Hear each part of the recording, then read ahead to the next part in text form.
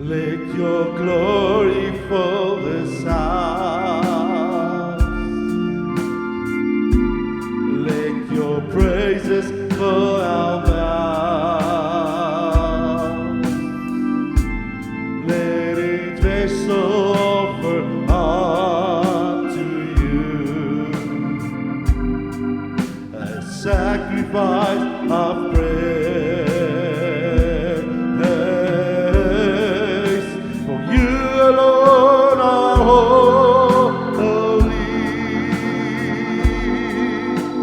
You alone are worthy. And you deserve the glory. My Jesus, you alone. For you alone are holy. For you alone are worthy. And you deserve the glory. My Jesus, you alone. Kom ons staan en ons sing het saam. Let your glory fill this house. Hallelujah. Let your praises fill our mouth. Let each vessel offer up to you a sacrifice of praise. For you alone are holy.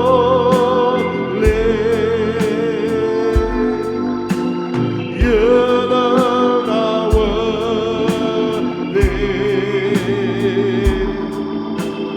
You deserve the glory. My Jesus, you alone.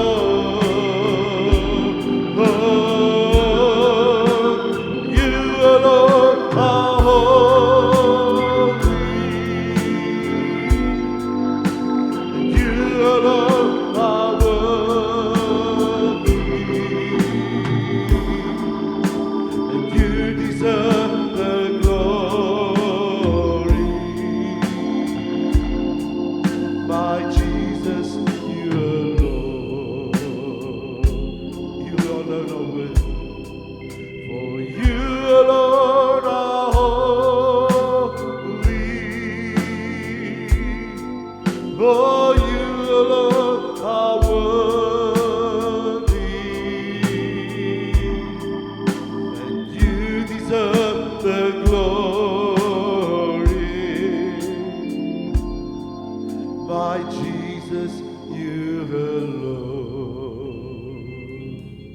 Here, dis ons gebed vanmôre. Dat U net deur die Gees sal kom. En hierdie plek sal kom vul vanmôre. Tot oorlopends toe, Here. Vader, ons kom gee oor. Ons kom maak ons harte oop vanmôre en sê, Here, vul ons tot oorlopends toe. Ons het U nodig, meer as ooit tevore. Ek is desperaat vir meer van U vanmôre, Here. Vanuit myself kan ek dit nie doen, Jesus. En ons loof en ons prys U, Here. Amen en amen. Baie dankie, jy kan jou sitplek neem. Is jy bly om vanmôre hier te kan wees? Saam met my die Here te kan aanbid en hom te kan loof, hom te kan prys en net te kan sê, Here, laat U heerlikheid net ons midde vul vanmôre. Ons kan niks, maar niks sonder hom doen nie. Ons het hom so nodig. Ek wil vanmôre op die voorloop van Pinkstersondag met jou praat oor die Heilige Gees as 'n toerustingskrag. Wie vanmôre hier kan saam met my sê, ek het die Heilige Gees nodig? Ek kan nie sonder die Heilige Gees nie. En eerstens moet ons vir mekaar sê, dat die Heilige Gees is nie net een of ander force of een of ander krag nie. Die Heilige Gees is die derde persoon in die Godheid. En die Heilige Gees was reg van die begin af reeds teenwoordig. As ons teruggaan na Genesis 1 en ons gaan terug na die skepping toe, sê die woord van die Here en die Gees van die Here het oor die waters gesweef. So God se Gees is reg van die begin af al reeds daar. Die derde persoon in die Godheid.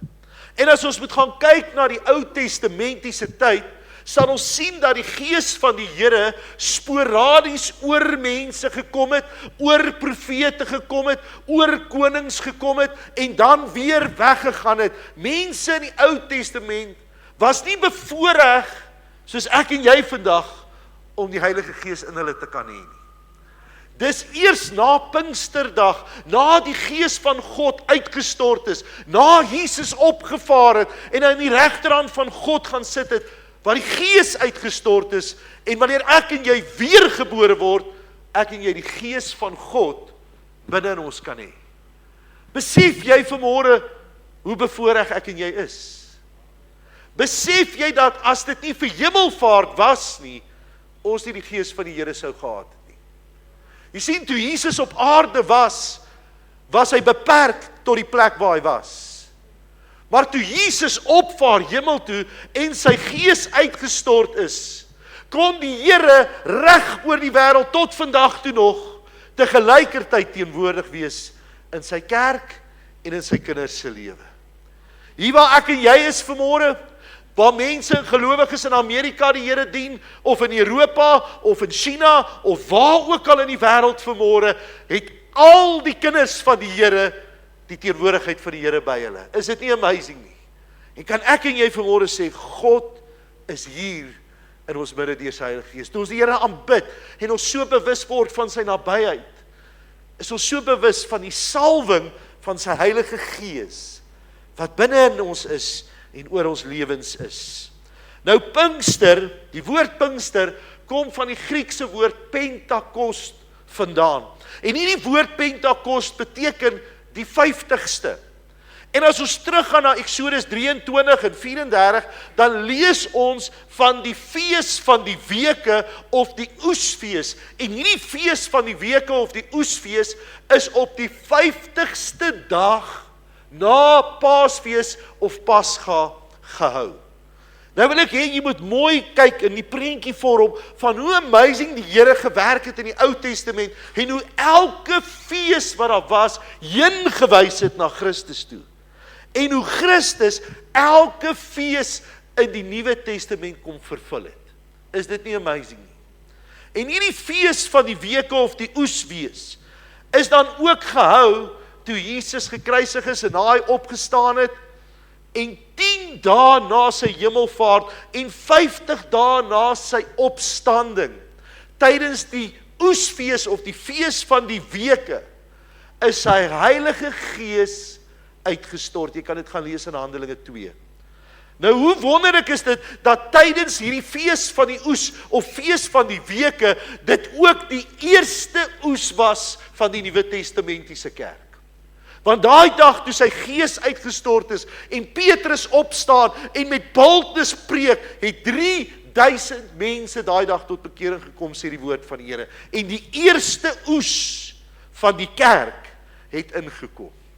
Nou dis vir my altyd so amazing, as jy teruggaan na Eksodus 32, toe hulle die goue kalf aanbid het en Moses van die berg afgekom het, het 3000 mense daai dag gesterf onder die wet van Moses. Maar onder die genade en onder die vryspraak van die Gees het 3000 mense lewe gekry. En dis wat God se Gees doen. Dis wat die Heilige Gees doen. Die Gees maak my lewend. Die Gees wederbaar my. Die Gees maak dat ek in 'n lewende verhouding met Jesus Christus kan staan. Ek kan nie sonder die Heilige Gees leef nie. Nog iets wat so amazing is, as ons lees Genesis 11, vers 1 tot 9, dan lees ons van die toring van Babel. Onthou julle nog die toring van Babel?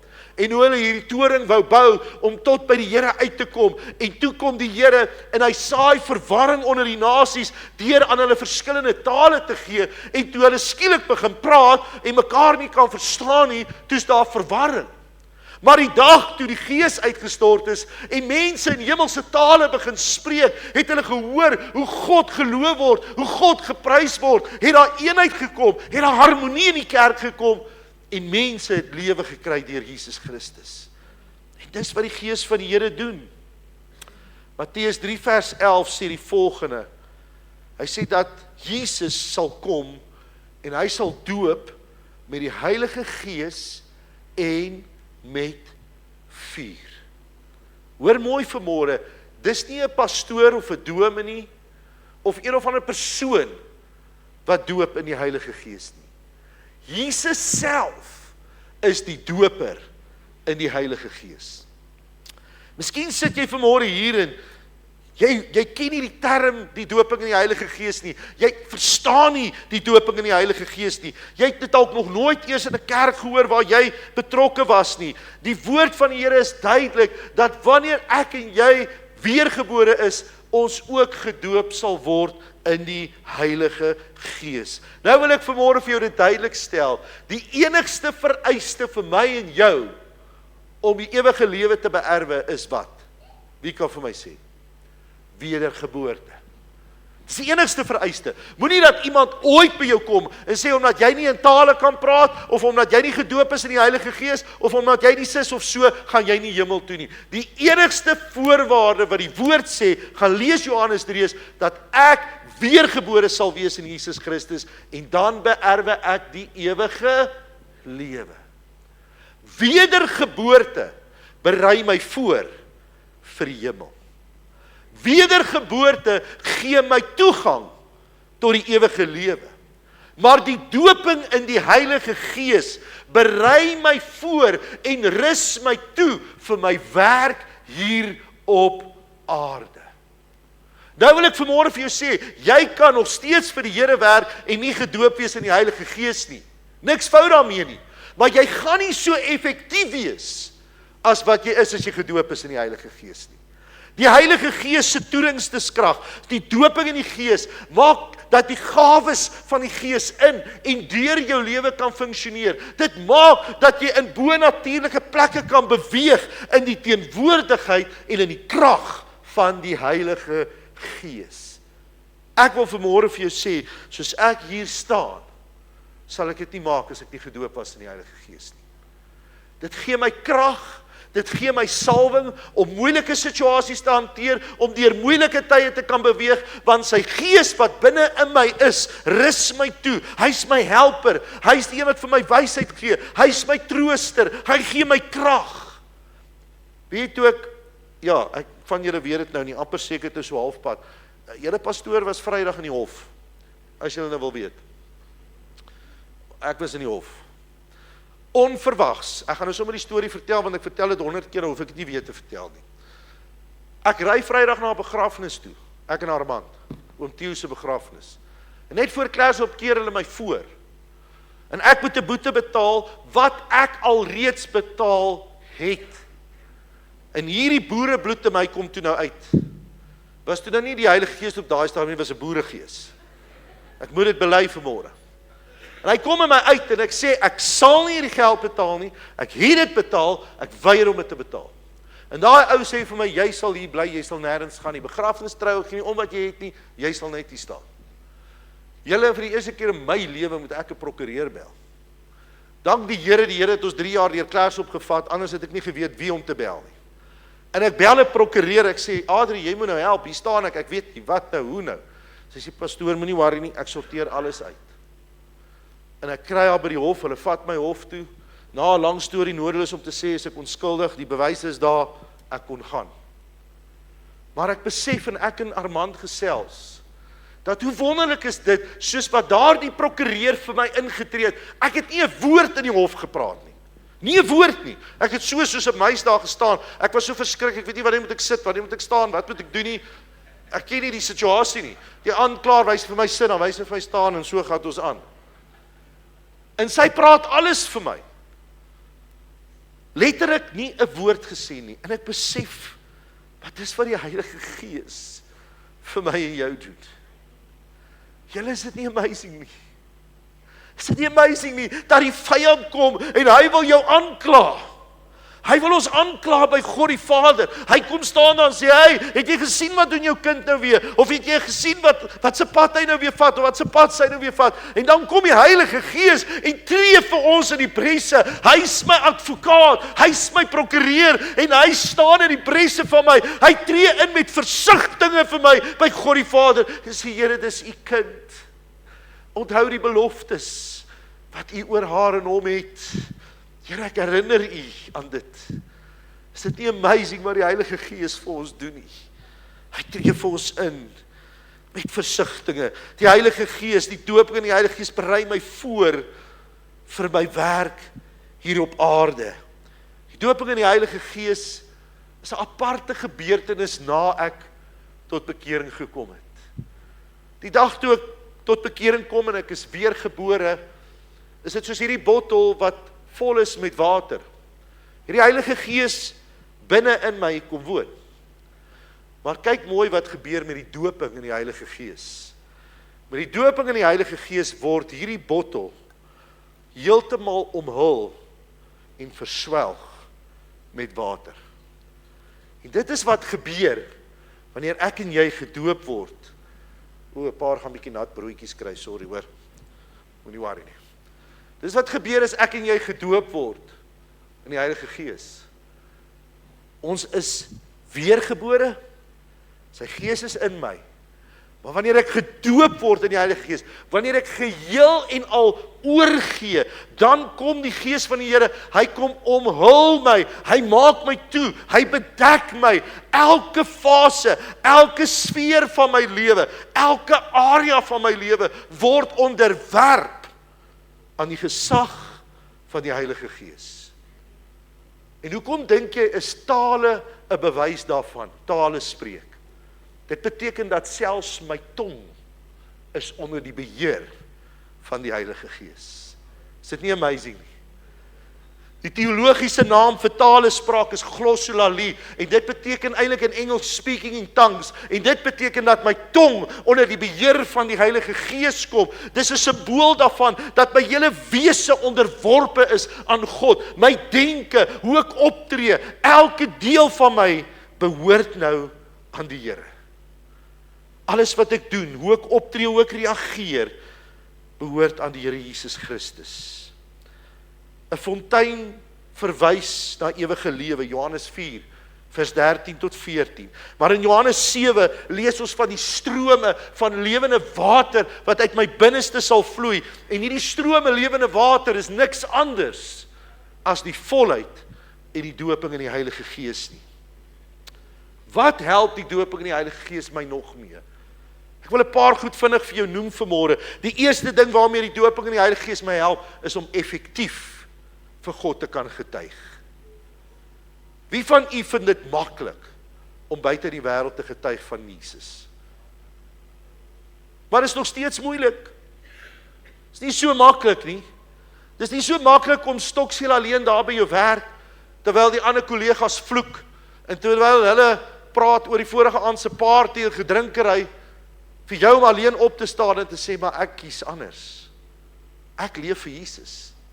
Dis nie so maklik om by die skool te wees en al jou chommas gaan te kere en jy dien die Here alleen nie. Maar raai wat doen die doping in die Heilige Gees? Dit bekragtig jou. Handelinge 1 vers 8 sê, maar daar sal krag oor jou kom wanneer die Heilige Gees oor jou kom om 'n getuie te wees. In Judea, Samaria, die hele Jerusalem tot aan die uithoeke van die wêreld. Daar sal krag oor julle kom. Die doping in die Heilige Gees gee my boldness om op te staan, al is ek die enigste een wat opstaan. Gee dit my boldness om op te staan en te sê, ek glo, want ek behoort aan die Here. Al is jy alleen. As geesgevulde leef ek die evangelie, leef ek die vrug van die Gees, versprei ek sy liefde, versprei ek sy genade, oral waar ek kom. Nie noodwendig om die Bybel, elke ou oor die Bybel te slaan oor die kop en te sê jy sal glo nie, maar hoe ek leef en hoe die Gees deur my vloei, kan mense Christus in my beleef en sien.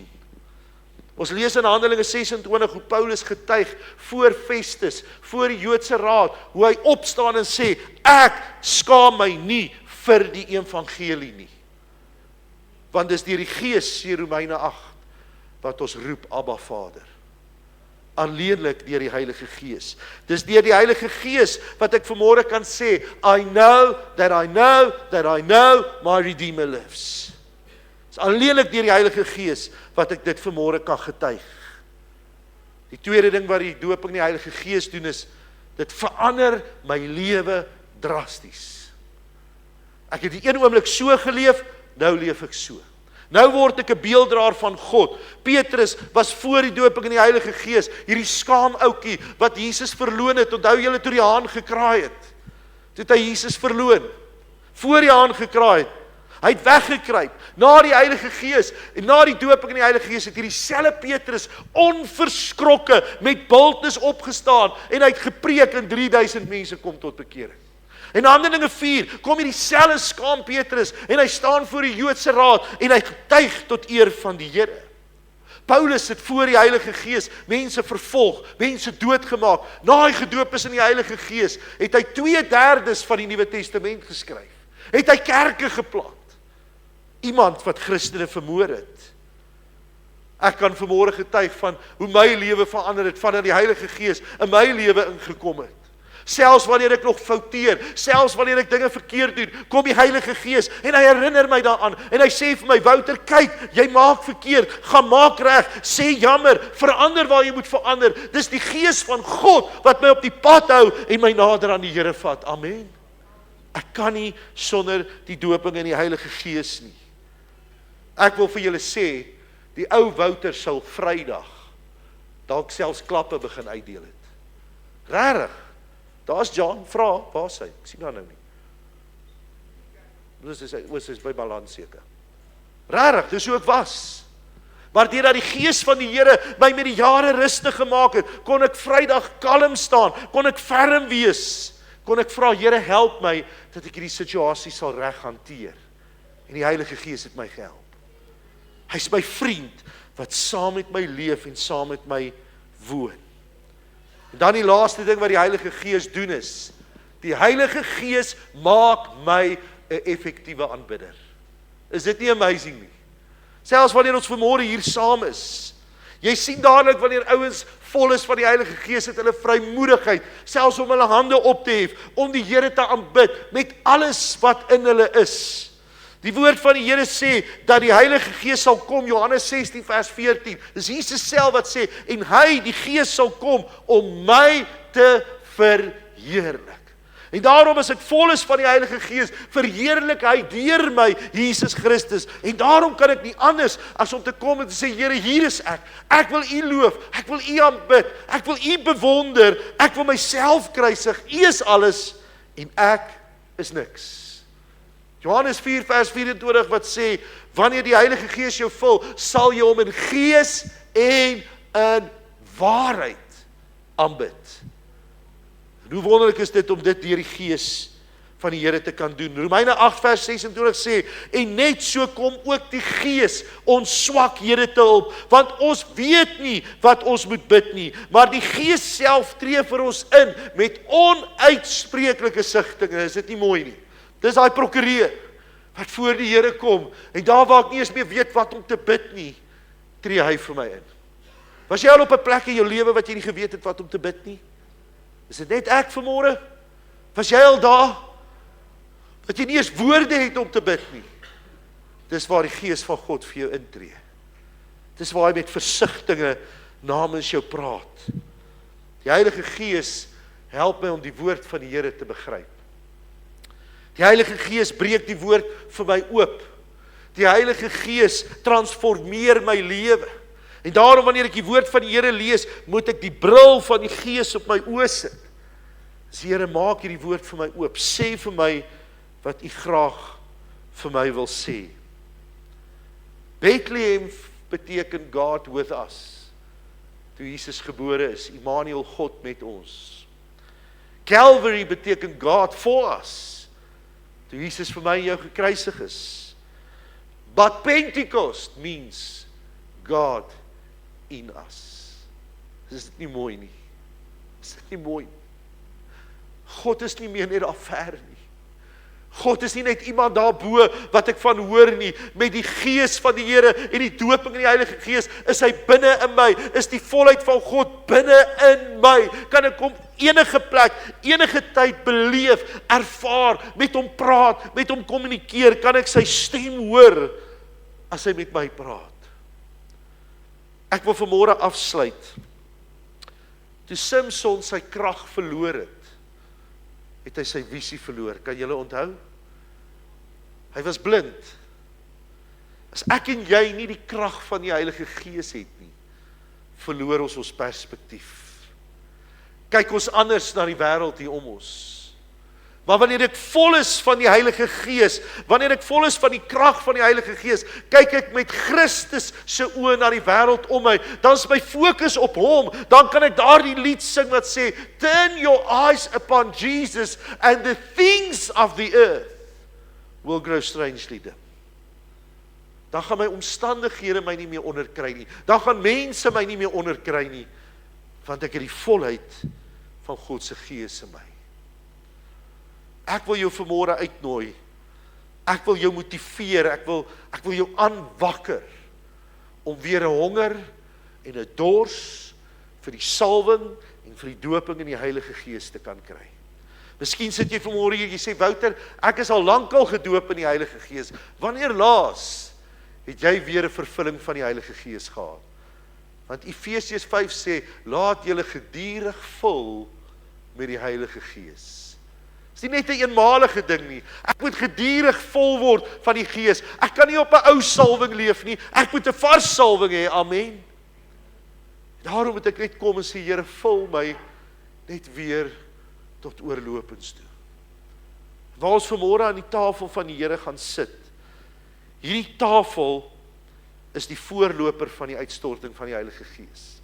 Hierdie tafel sê vanmôre dat Christus die prys betaal het, dat die graf vanmôre leeg is, dat hy opgevaar het na die hemel toe en dat sy Gees uitgestort is, maar dat daar 'n dag gaan kom wanneer hy op die wolke gaan verskyn en elke menslike oog gaan hom sien, elke knie gaan voor hom buig en elke tong sal bely, hy is die Jesus, hy is die Here.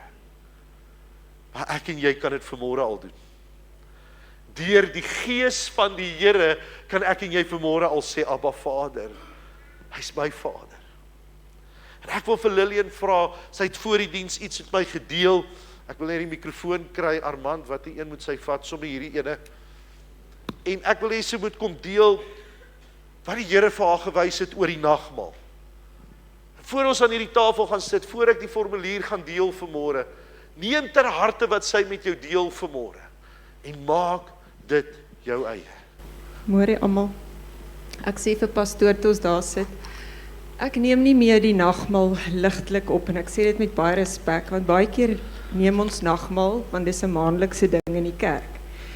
In 2010 was ons by 'n ander kerk en toe die nagmaal so uitgedeel word en ek hou my glasie so in my hand. Net so voor ek drink, kom daar iets by my op. Die Here het nie net vir ons sonde gesterf nie, maar vir siektes en vir vloeke ook. Maar die klem op siektes val toe in my hart. En ek het daai tyd gesukkel met my skildklier en ek was op skildkliermedikasie. En ek vat die glasietjie so in my hand en ek bewe nou vreeslik maar. En ek vat die glasie so in my hand en ek sê, Here, vandag gaan ek hierdie glasie wyn, u bloed drink, simbolies. En met al die geloof in my, vir my skildklier, dat u aan die kruis vir die siektes gesterf het, vir 'n skildklier ook. En ek neem die glasie, en ek neem die brood, en ek sê dieselfde ding, net so waar ek sit. En ek gaan huis toe, en die volgende dag drink ek nie meer my skildklierpilletjies nie. En ek wag 3 maande, die dokters hier sal weet, na 3 maande is die pille uit jou bloed uit. Ek wag 3 maande en ek gaan na dokter Tia Blau toe en ek vra of sy asseblief net my bloed toets. Dit gaan my nou geld kos, maar ek wil 'n antwoord hê. En sy toets my bloed en my skildklier was normaal, absoluut normaal. En in 2020, hierdie jaar, 'n paar jaar terug, het ek as gevolg van trauma erge depressie gekry. Soveel so dat ek moes gaan vir behandeling, ek moes opgeneem geword het. Ek het gegaan vir behandeling. En wat hulle vir jou dadelik gee is 'n antidepressant saam met 'n slaappil. Okay, so neem ek my antidepressant. Dit gaan stukke beter met my en in 2023 Oktober lê dit swaar op my hart. Ek wil ophou die pil drink. Die trauma is nou lankal verby, ek het daarmee gedeel, maar ek drink nog die pilletjie. En die pilletjie maak jou emosioneel dood. My pa is in daai tyd begrawe. Ek het nie eers gehuil op sy begrafnis. Ek het geen emosie in my gehad, want jy het nie emosie. En dis nagmaaltyd en ek vra vir die Here, asseblief Here, ek gaan hierdie pilletjie los, maar ek was bang. Ek wil nou sommer bewe van bangheid. Ek was verskriklik bang want ek was so afhanklik van hierdie pilletjie, want hierdie pilletjie vat my deur 'n dag. En ek neem die nagmaal, ek bid dieselfde goed wat ek in 2010 gebid het, Here, ek drink hierdie pilletjie vir depressie, ek gaan beter raak, help my asseblief Heilige Gees, en ek hou op om die pille te drink. Ek het my stadig sommer so self gespeen, ek het nie eers die dokter laat weet nie, eers 'n halwe pilletjie, toe 'n kwart pilletjie, en so los ek die pilletjie. Julle, en daar was dae, wat Hendrik vir my sê, asseblief drink die pilletjie. En ek het vasgestaan, ek het gesê, nee, die Here gaan my hierdeur vat tot ek heeltemal gesond is. Ek vertrou op God. Hy het my gesond gemaak, ek vertrou op God. En dit het al hoe beter gegaan en al hoe beter gegaan en al hoe beter gegaan. Pastoor, en ek wil net hierdie by sê, 1 Januarie hierdie jaar besluit ek hoor 'n preek van, wanneer dit met ons emosioneel sleg gaan, beteken dit nommer 1, jy's nie in die woord nie, en jy's nie in gebed nie. En 1 Januarie hierdie jaar besluit ek gaan hierdie jaar, gaan ek dit absoluut my vreugdesjaar maak. En ek sê vir die Here, vir 40 dae, van 1 Januarie af vir 40 dae, gaan ek elke dag Bybel lees en ek gaan elke dag bid. Maak nie saak wat nie. En daar kom dae wat, jy klim in die bed, vat jou foon, Instagram, Pinterest, ek like Pinterest, ek is te moeg vir Bybel lees.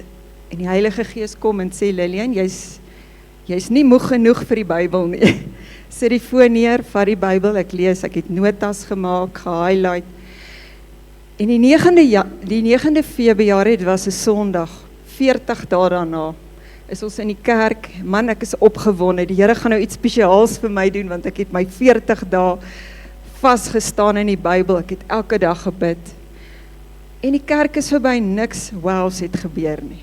En ek ry huis toe, ek en Hendrik ry so apart altyd, want ons kom met 2 rygoed in, en ek bid en ek sê, Here, ek het nou vir 40 dae hierdie pad met U gestap, Bybel gelees, gebid elke dag, en niks geestelik wows het gebeur nie. En dadelik kom dit in my hart en op, was jy enigstens depressief hierdie 40 dae? En ek besef nee, ek was nie. En ons trek nou vandag 1 Junie, julle, en ek kan getuig en in eerlike waarheid vir julle sê, ek het nog nie 'n afdag gehad nie. So al die eer aan ons hemelse Vader, Amen. En die krag van nagmaal Amen. met geloof daarbij. Amen, dankie Here. Dankie Here. Dankie dat jy ingeskakel het op ons regstreekse uitsending.